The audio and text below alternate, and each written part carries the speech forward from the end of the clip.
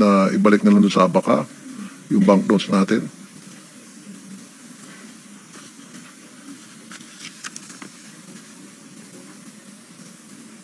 Or baka pwede naman po, paghaluin na lang po polymer and Abaca.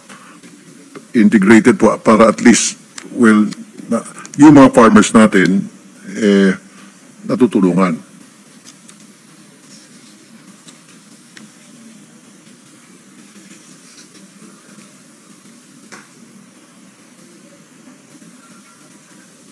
I was advised by the BSP Center tool for that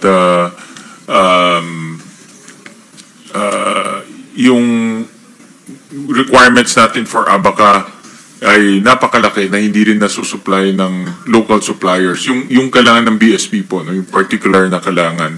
Dahil po yung notes is a very sensitive product at kailangan durable rin, pwede magamit at magamit dahil pag nasisira ng ng mabilis,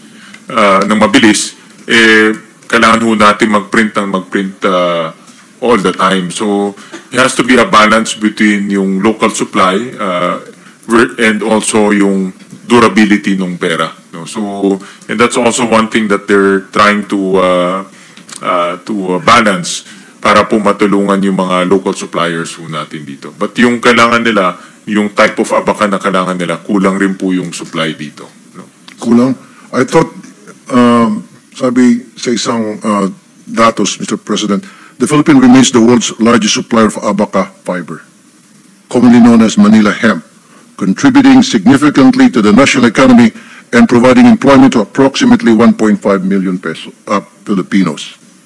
Yung move ngayon ng BSP Center Tulfo is yung hybrid na may polymer and Abaca. No? So that's what they're trying to come up with as banknotes.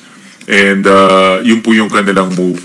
Para rin merong indigenous material rin yung ating pera. So meron na pong plano na meron naman plano po. Meron naman silang plano na gumawa ng hybrid product. But ang importante kung sa kanila is yung durability. Kasi yung pera, diba, araw-araw ginagamit in exchange of hands, ang dami. So, importante na yung banknotes tumagal ng tumagal para hindi yung napupunit, hindi yung nalulukot.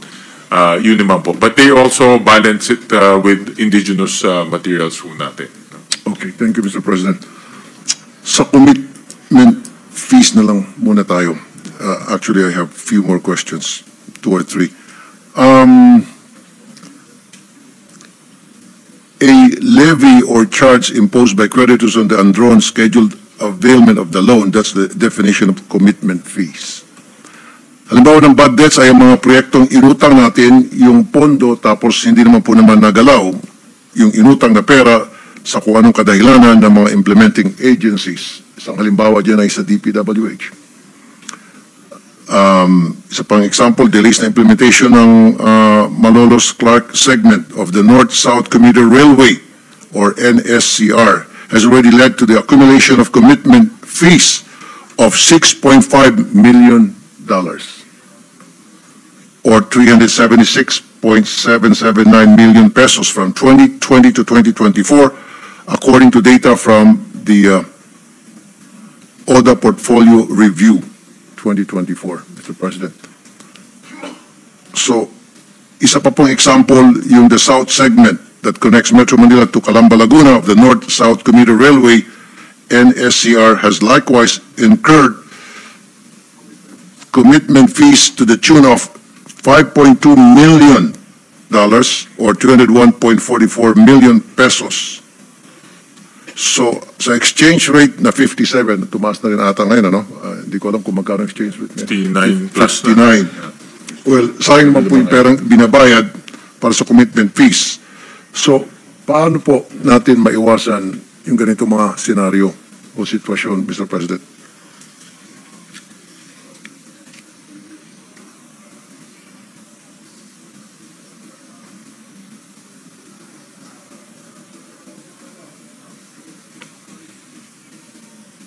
Tama ho kayo, Senator Rafi, and thank you for pointing that out dahil yung commitment fees ho talaga ay largely connected to the implementation of projects.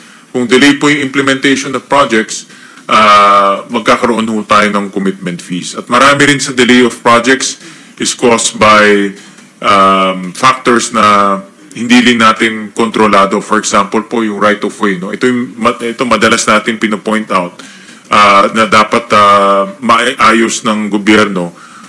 Dahil kung na-delay ang right of way, delay ang project, magbabayad tayo ng commitment fees.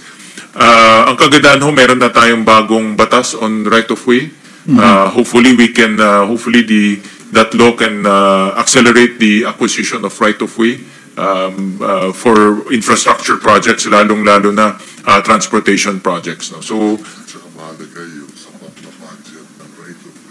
yeah. And also, yung support to budget, no? Both, kasi ang mga ODA loans, kailangan may counterpart. No, yung tinatawag na GOP counterpart, dapat available na yan. At available rin yung pondo for right of way. No? So, in other words, dapat hindi ho nadidelay ang project para hindi tayo magbayad ng commitment fees. Okay, thank you, Mr. President. Last question. So, dun sa mga malalaking kontrata ng ating gobyerno, ano pong ginagawa ng Department of Economy, Planning and Development o DepDev to ensure na yung mga proyekto na pinupunduhan ay talaga magpupush to at hindi na po masasayang yung pera, Mr. President? Sino ito?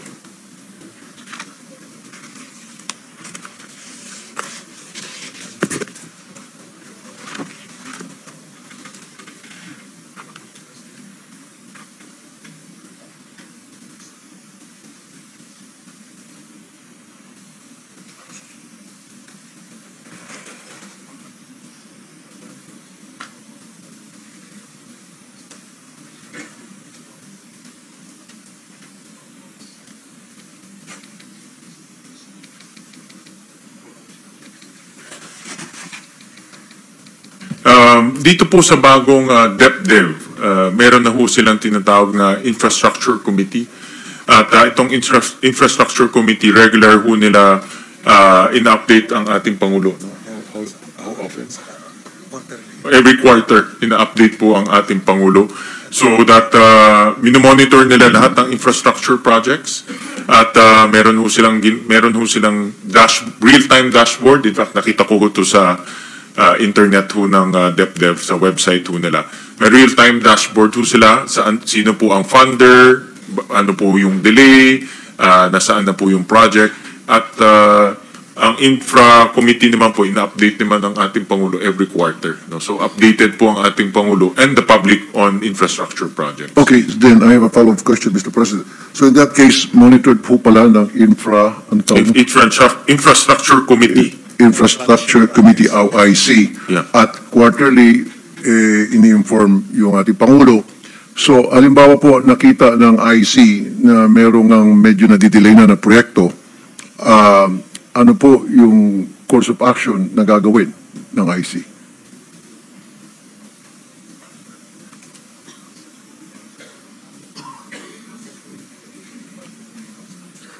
So, pinapresent po ito sa cabinet meeting nila, and cabinet is also divided into clusters, mas maliliit na clusters. So, kung mayroon pong delay at mayroon pong agency na nagiging dahilan ng delay po, doon nila po pinag-uusapan po sa cabinet. For example po, may kailangan po ng mga permit sa DNR. For example, ECC, doon nila pinag-uusapan para makuha po yung mga permit. For example, may problema po sa, let's say, sa right of way or LGU, doon rin ho nila pinag-uusapan yun. So, in effect, para siyang whole of government approach in terms of updating the President, the latest on the projects, at kung may problema, doon na rin ho nila sinusolve.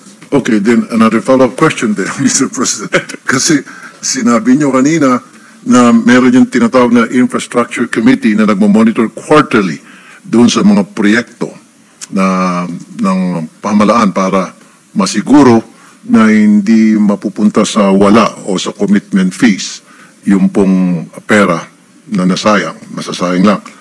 Bakit po nakalusot yung Malolos Clark segment ng North-South Commuter Railway at yung South segment na nagkukonect Metro Manila to Calamba, Laguna, at pag sasamahin niyo po itong dalawa,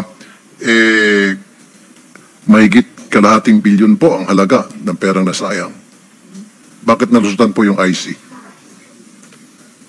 Kung quarterly po yung monitoring.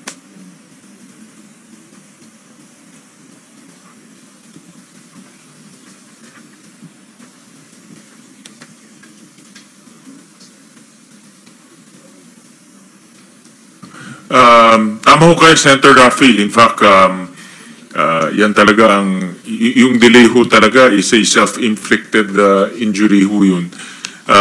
So, nagkaroon ho ng delay ho dito sa dalawang projects na binanggit ho ninyo, primarily because of right-of-way issues. Kaya ho, ipinasa ho natin yung Arrow Act, no? Kung ito po yung magre-resolve sa mga right-of-way issue natin by streamlining the process. Magdi-deposit lang po yung national government, pwede na pong kunin yung writ of possession doon sa lupa para mas mabilis po yung paggawa ng right-of-way. Karamihan ho ay, alam ko, right-of-way ang nagiging issue. Yeah. Totoo po yan, Mr. President. In fact, sa ilang mga hearings, pinunan ko yung mga proyekto ng ating gobyerno at ang sinasabi sa akin ay kaya nadidelay, kasama natin dyan yung National Irrigation Administration, ay dahil sa right-of-way. Ano po? Yeah. So, bakit gagawa tayo ng project agad-agad na hindi pa natin na-resolve yung issue sa right-of-way? Di ba dapat ayusin mo natin yung right-of-way issue bago tayo tumuloy dun sa proyektong? Sa aking experience po, dahil nung mayor po ako, dumaan sa amin yung North-South Commuter Rail, typically ho may alignment sila or yung NLEX.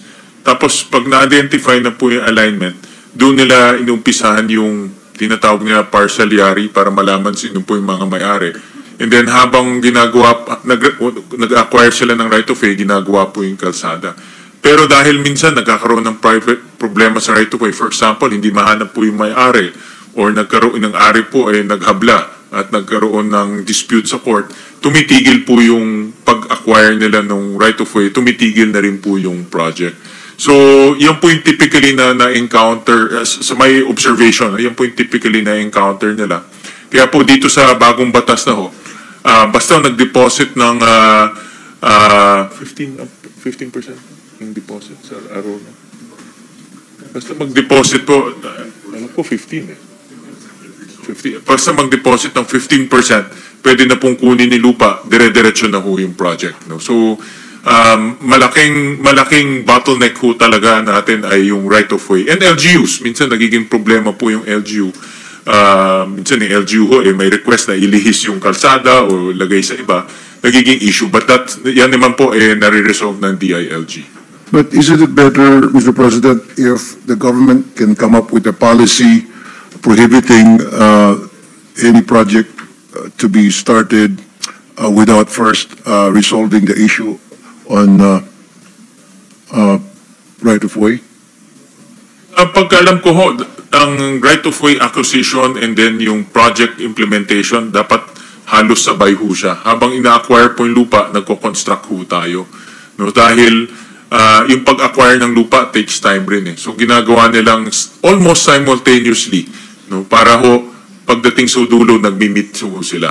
No? So ganun po yung strategy. But then again nga, dahil itong right-of-way acquisition humihinto, pati yung construction, humihinto rin po. Yun nga po, Mr. President, sa maraming pagkakataon, tulad nga, again, ulitin ko yung National Irrigation Administration at pinuna ko yun, bakit marami mga proyekto na hindi matapos-tapos at hindi pa rin hanggang ngayon for so many years nakatuwang-wang pa rin dahil sa problema ng right-of-way. So, kini-question ko sila, bakit kayo magpaumpisa ng proyekto na hindi nyo pa pala nakausap yung may-ari ng lupa na tatawiran ng proyektong yun o tatawagin natin right-of-way? Kasi kasama po yun sa feasibility study, di po ba? I think ang magandang approach, and tama ho kayo, yung right-of-way acquisition habaan, umpisahan na mas maaga. No? So for example, ang construction po ay gagawin 2026. Dapat po yung acquisition and identification gawin nila maybe 1 or 1.5 years ahead. Exactly. Para po, habang tapos na yung acquisition ng right-of-way, at least in one segment, then pwede na mag-umpisa ho ng construction. No? Well, yun sabi ni Secretary Recto, ideal situation, but on the ground, I think ibang... Inuutang po natin yung feasibility study kung saan ilalagay yung project. Yeah. So, may mga complication like for example, on the ground,